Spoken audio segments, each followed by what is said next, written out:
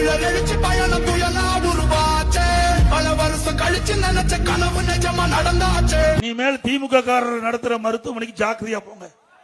போயிட்டு வந்த பிறகு ஸ்கேன் பண்ணி பாருங்க உள்ள நம்ம உறுப்பு இருக்குதா இல்லையான்னு. ஏன்னா திமுக எம்எல்ஏ நடத்துகிற மருத்துவமனையில கிட்னி முறைகேடாக ஏழை மக்களிடத்து எடுக்கப்பட்டதாக புகார் வந்து எது திமுக ஆட்சி திமுக எம்எல்ஏ அவருடைய மருத்துவமனையில் ஆய்வு செஞ்சு அதிகாரிகள் ஆய்வு செஞ்சு முறைகேடு இருப்பதாக சொல்லி அந்த உரிமத்தை ரத்து பண்ணியிருக்கிறாங்க. தப்பு நடத்திருக்குல்ல. யாருடைய அரசாங்கம்? திமுக அரசாங்கம். யாரு? திமுக எம்எல்ஏ. யார் விசாரணை பண்ணது? திமுக அரசு விசாரணை பண்ணது. யார் அந்த உரிமத்தை ரத்து பண்ணது? திமுக. அப்படின்னா கைது பண்ணணும்ல. சாதாரண கிராமத்தில் ஒரு பிரச்சனை உடனே கைது பண்றீங்க. இங்க இருக்கின்ற விவசாயி நிலத்தை எடுக்கிறேன்னு போராட்டம் பண்ணா உடனே குண்டர் சட்டத்தில் போடுறீங்க. உறுப்பு மாற்று உறுப்பு திருடுறவர்களுக்கு விடலாமா?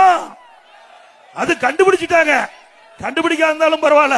திமுக அரசாங்கமே அதற்கென்று அதிகாரி நியமித்து கண்டுபிடிச்சு முறைகேடு நடப்பதாக எண்ணி அந்த உரிமத்தை உறுப்பு மாற்று உரிமத்தை ரத்து பண்ணியிருக்காங்க. ஆக கிட்னி கூட விட்டு வைக்க மாட்டாங்க. இனிமேல் எதுலயோ ஊழல் பண்றாங்க. காட்டுல கடைசியில உடம்புல இருக்கிற உறுப்பையும் விட்டு வைக்கல, உடல்ல இருக்கிற உறுப்பையும் விட்டு வைக்கல.